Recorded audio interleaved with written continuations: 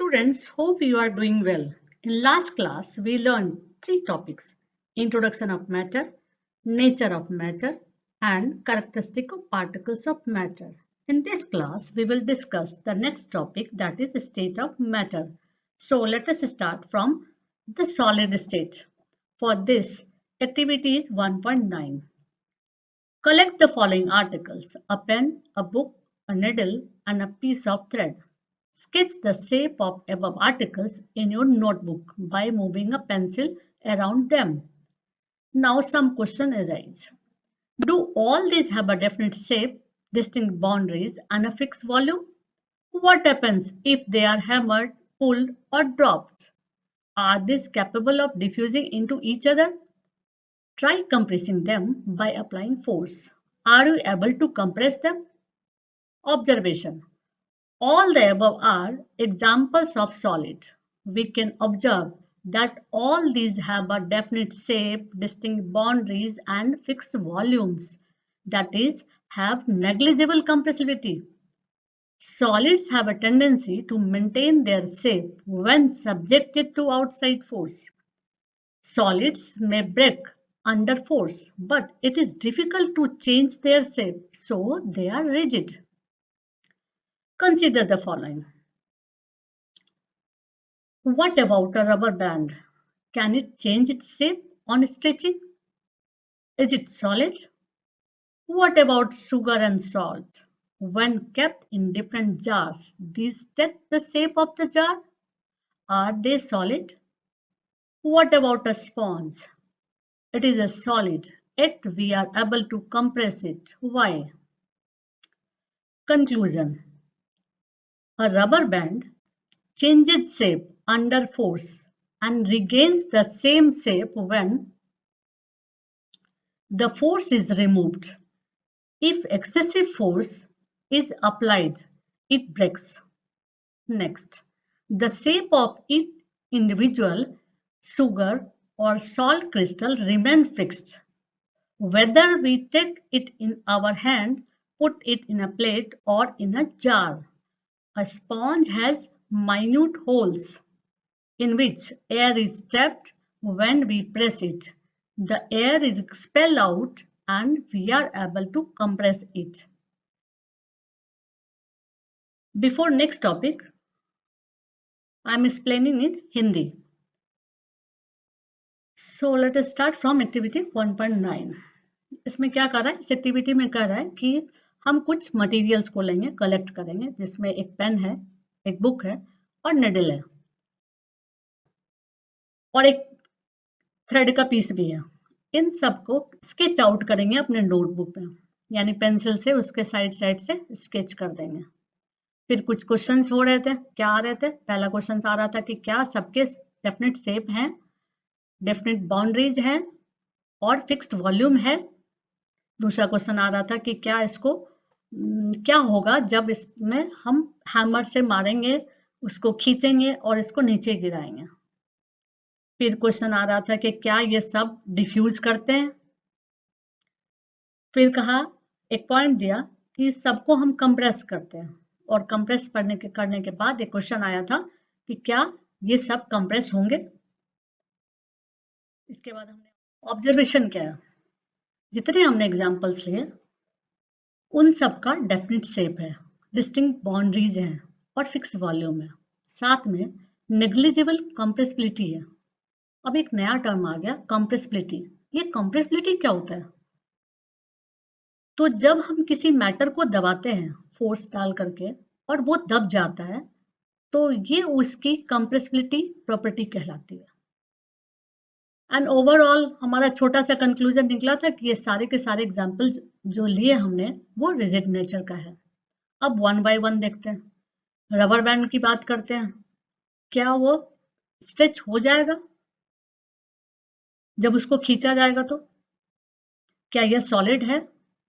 अब शुगर और सॉल्ट की बात करते हैं. क्या जिस जार में हम शुगर और सॉल्ट को रखते हैं वो उसी शेप का हो जाता है? क्या यह सॉलिड है? फिर हम स्पॉन्ज की बात करते हैं. कह रहा है कि ये सॉलिड तो है लेकिन फिर भी ये कंप्रेस हो जा रहा है. ऐसा क्यों? कंक्लूजन में आते हैं। रबर बैंड जो है अपने शेप को चेंज कर रहा है। कब? जब हम उस पर फोर्स डाल रहे हैं, और जैसे ही हम फोर्स हटा रहे हैं वो फिर से अपने शेप में आ जा रहा है, प्राइमरी शेप में आ जा रहा है। सेकंड में आते हैं, कह रहे हैं कि जो क्रिस्टल हमने लिया शुगर का या सॉल्ट का, वो फिक्स शेप का है। जब हम उसको अपने हाथ में या किसी जार में या किसी प्लेट में रख रहे हैं तब।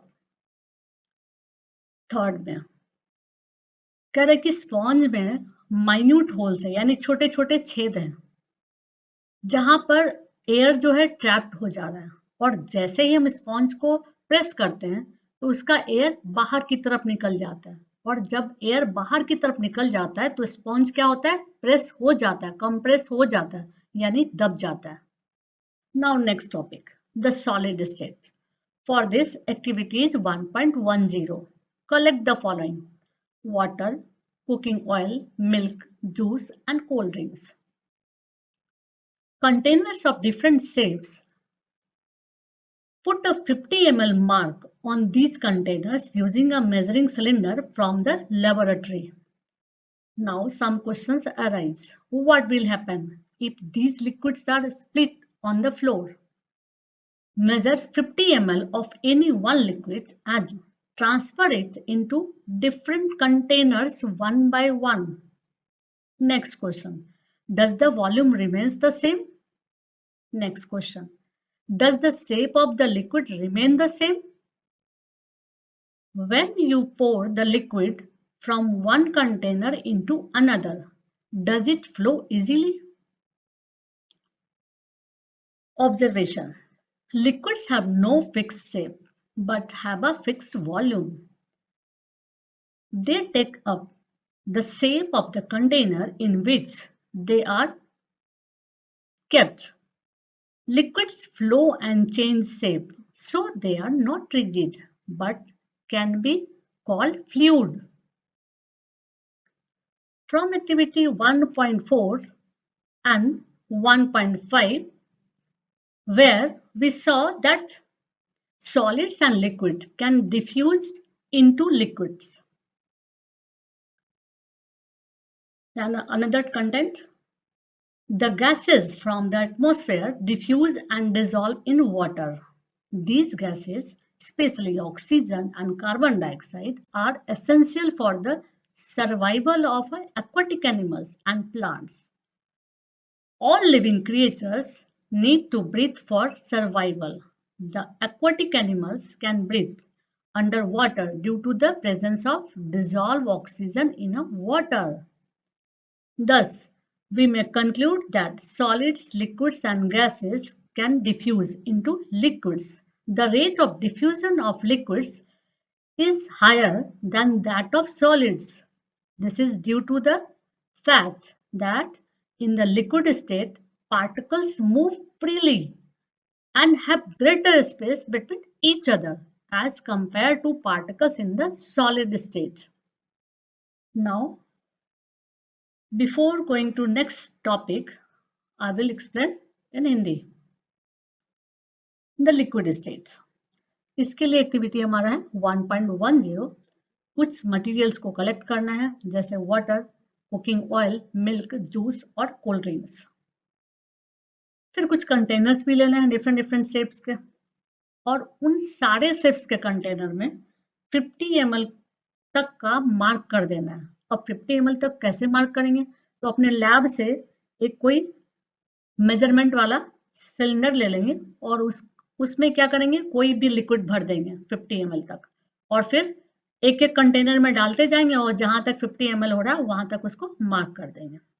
फिर कुछ क्वेश्चंस आए थे हमारे, क्या रहा था कि what will happen if this liquids are split on the floor, यानी कि इन सब लिक्विड को यदि हम फ्लोर पर गिराते हैं तो क्या होगा.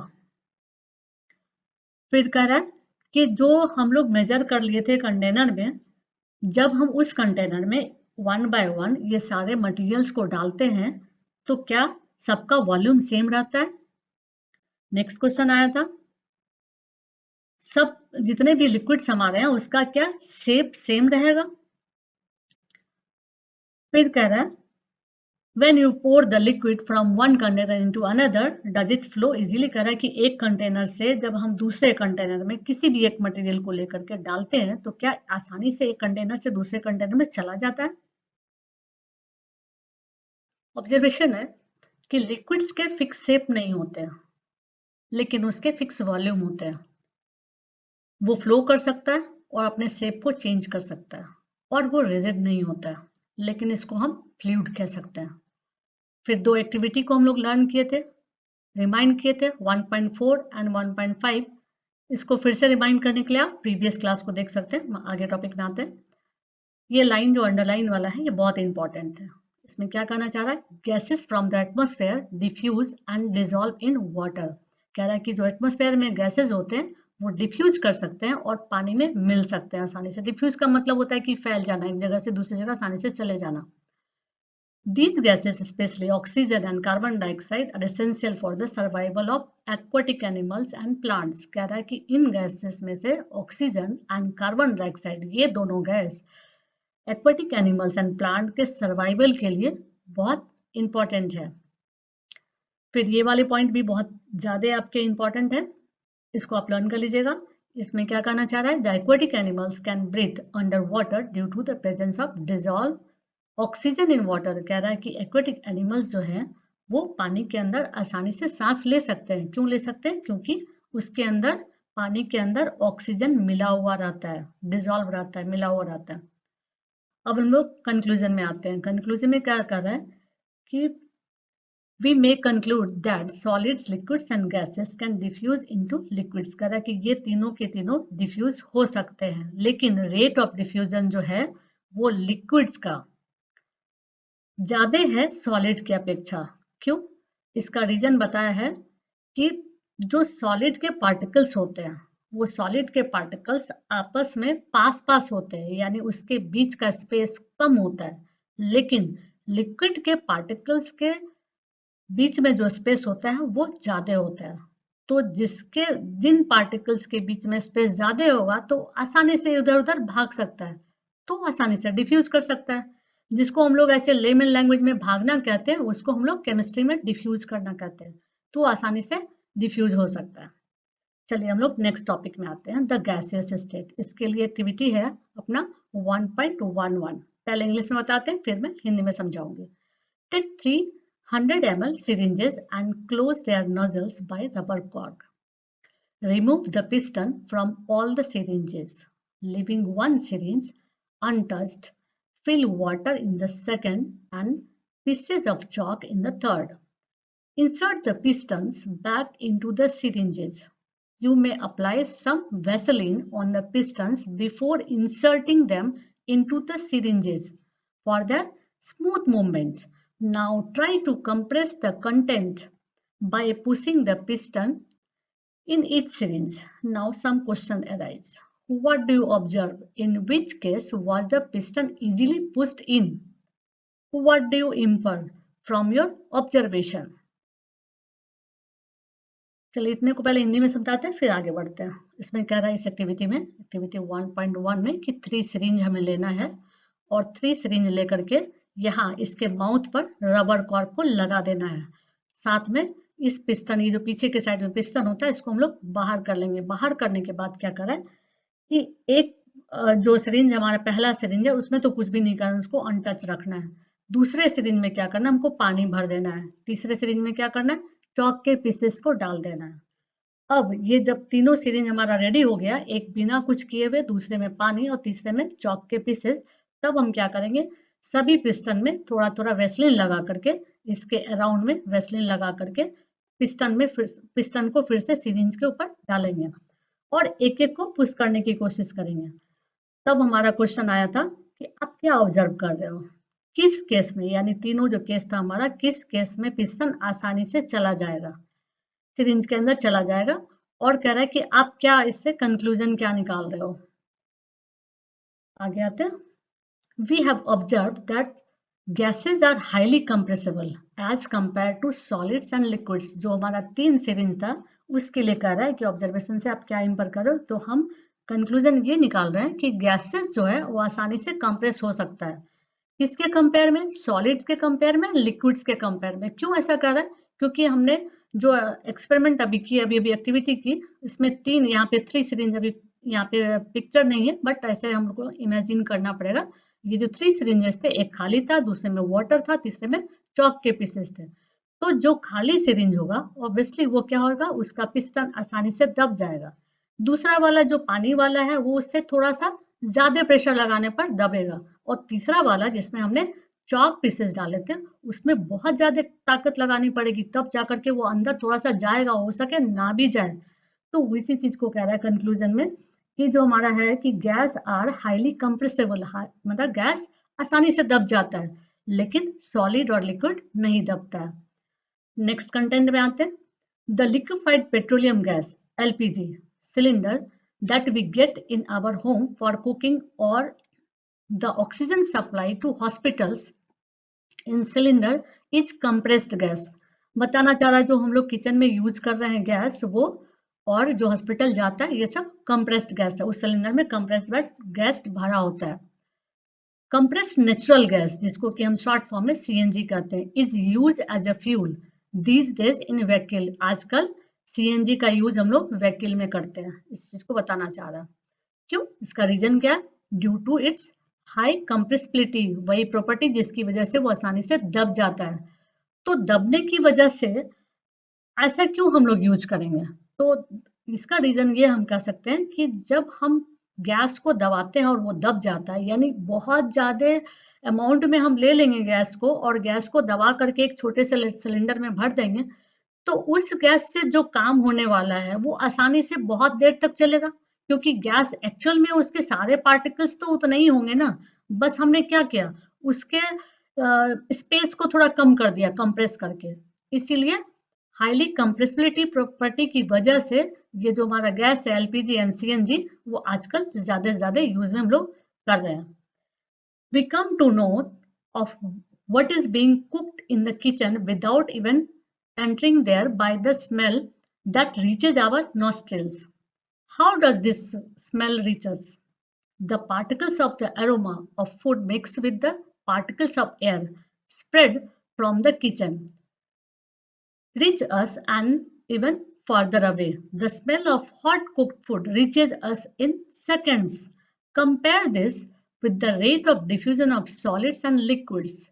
Due to high speed of particles and large space between them, gases show the property of diffusing very fast into other gases. अब इसमें क्या कहानी बताया क्या?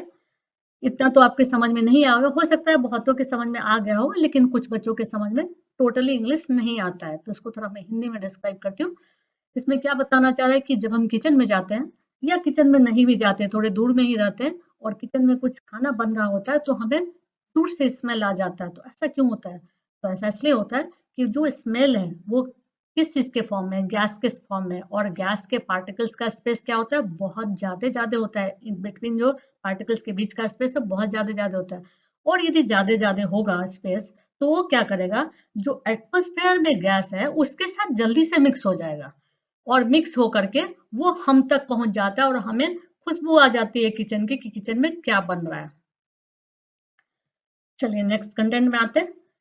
In the gases state the particles move about randomly at high speed. Due to this random movement, the particles hit each other and also the walls of the container. ये बहुत important line है, इनको आपको पढ़ना पड़ेगा क्योंकि किसी question के आंसर में स्ट्रिक्ट ही आपको लिखना पड़ेगा। क्या बताना चाह रहा है? बताना चाह रहा है कि in the gaseous state the particles move about randomly at high speed. कह रहा है गैस के पार्टिकल्स जो हैं वो रेंडमली, मतलब इधर उधर बहुत ज्यादा स्पीड में चलता रहता है। और इस रैंडम स्पीड की वजह से, रैंडम मूवमेंट की वजह से पार्टिकल्स क्या होते हैं, गैस के जो पार्टिकल्स होते हैं वो आपस में भी टकराते हैं, एक दूसरे से, दूसरे तीसरे से, तीसरे चौथे से, फिर चौथा पहले से, ऐसा भी हो सकता है। तो इस तरह से टकराते रहते हैं। और ये टकराने के प्रक्रम में क्या होता है, टकराने के प्रोसेस में क्या होता है कि जिस वाल में हम गैस को रखते हैं उस वाल से भी टकरा जाएंगे वो, ये चीज बताना चाह रहा है। The pressure exerted by the gas is because of this force exerted by the gas particles per unit area on the wall of the container.